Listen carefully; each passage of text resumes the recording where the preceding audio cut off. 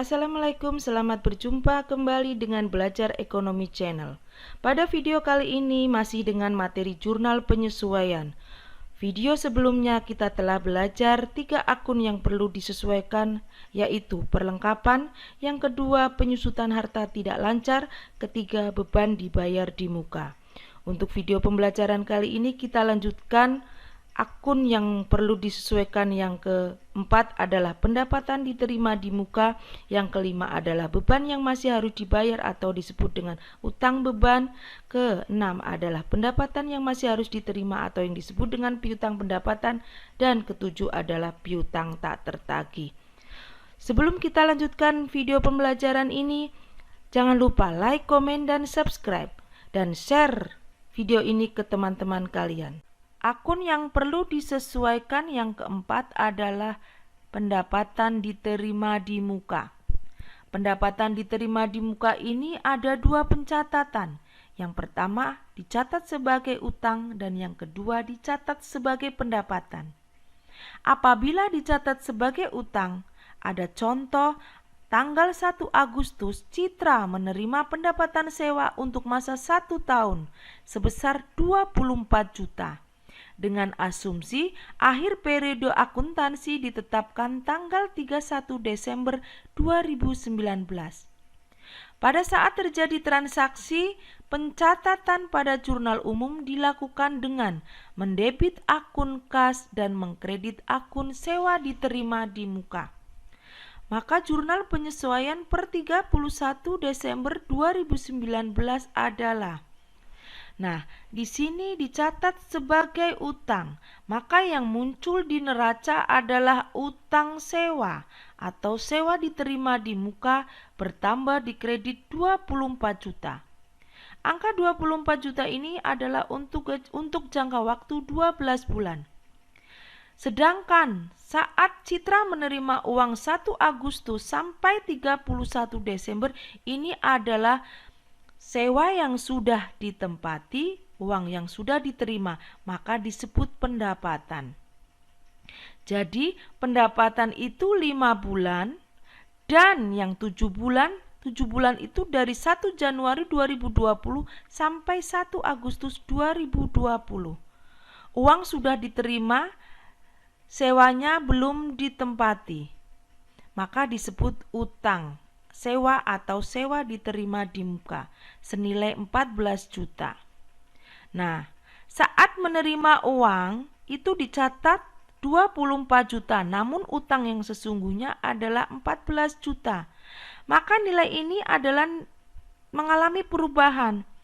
Karena mengalami perubahan ini harus disesuaikan. Utang yang seharusnya 14 juta atau sewa diterima di muka yang seharusnya 14 juta harus dikurangi. Yang semula dikredit kita kurangi jadi di debit. Berapa yang dikurangi? Yaitu 10 juta. Nah, 10 juta ini disebut pendapatan, maka harus dicatat sebagai pendapatan sewa bertambah di kredit 10 juta. Yang kedua adalah dicatat sebagai pendapatan. Contoh sama seperti dicatat sebagai utang.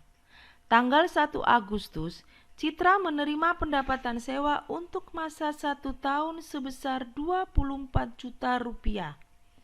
Dengan asumsi, akhir periode akuntansi ditetapkan tanggal 31 Desember 2019. Pada saat terjadi transaksi, pencatatan pada jurnal umum dilakukan dengan mendebit akun kas dan mengkredit akun pendapatan sewa.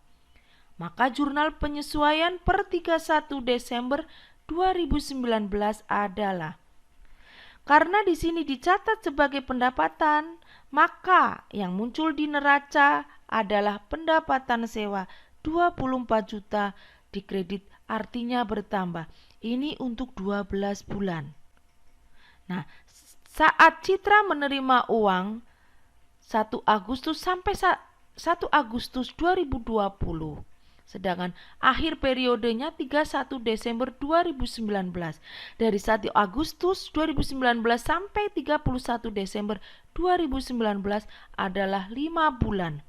5 bulan ini uang sudah diterima, sewanya sudah ditempati, maka disebut pendapatan. Pendapatan yang sesungguhnya adalah 5 bulan. Namun saat menerima uang pendapatan sewa dicatat 12 bulan. Maka nilai ini adalah nilai yang tidak sesungguhnya atau nilainya mengalami perubahan. Karena berubah, maka harus disesuaikan. Pendapatan sewa harus kita kurangi yang semula dikredit artinya bertambah, kita kurangi sebesar 14 juta. Agar nilai pendapatan sewa itu nanti tercatat 10 juta. Nah, 10 juta ini adalah disebut pendapatan. Nah, yang dicatat di dalam jurnal penyesuaian adalah yang 14 juta. 14 juta ini adalah untuk 7 bulan dari 1 Januari 2020 sampai 1 Agustus 2020. Maka kita catat di dalam penyesuaian sewa diterima di muka atau utang sewa bertambah di kredit 14 juta. Akun yang kelima yang perlu dibuat jurnal penyesuaian adalah beban yang masih harus dibayar atau disebut dengan utang beban. Langsung pada contoh, apabila tanggal 2 Maret 2019 Salon Citra membayar gaji karyawan sebesar 8 juta. Tetapi sampai tanggal 31 Maret 2019 ada seorang karyawan yang belum dibayar gajinya karena kesalahan administrasi sebesar 2 juta. Maka jurnal penyesuaian per 31 Maret 2019 adalah sebagai berikut. Ini diasumsikan akhir periode 31 Maret 2019.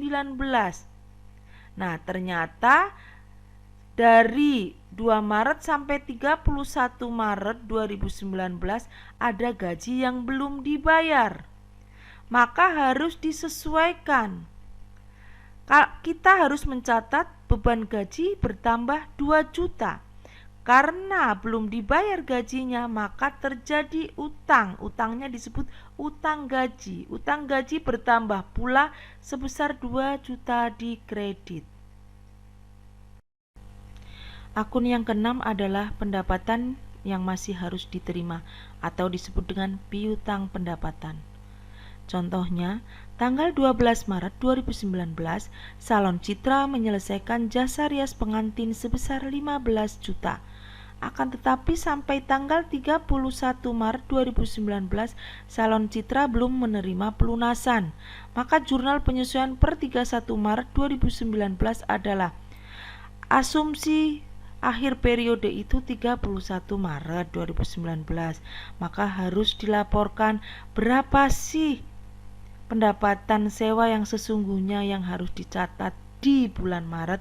Ternyata ada 15 juta yang seharusnya dicatat sebagai piutang, maka perlu disesuaikan dan harus dicatat sebagai piutang sewa 15 juta karena uang belum diterima. Dan karena Salon Citra sudah memberikan jasa rias pengantin, maka harus dicatat sebagai pendapatan sewa bertambah 15 juta. Akun terakhir yang perlu disesuaikan adalah piutang tak tertagih. Contohnya, apabila Salon Citra menetapkan sebagai piutang tak tertagih sebesar 5% atas piutang usaha sebesar 5 juta, maka jurnal penyesuaian piutang tak tertagih adalah. Nah, apabila di sini ternyata piutang tak tertagih diperkirakan 5%, maka dikalikan 5 juta. Nah, 5% dikalikan 5 juta hasilnya adalah 250.000. Apabila ternyata piutang itu benar-benar tidak tertagih, maka menjadi kerugian bagi Salon Citra. Maka harus dicatat sebagai penyesuaian kerugian piutang bertambah di debit sebesar 250.000 dan Salon Citra juga harus mencadangkan kerugian piutang pula di kredit 250.000. Demikian video pembelajaran kali ini, semoga bermanfaat dan bisa membantu kalian dalam belajar ekonomi khususnya materi jurnal penyesuaian. Sampai jumpa di part ketiga. Good luck.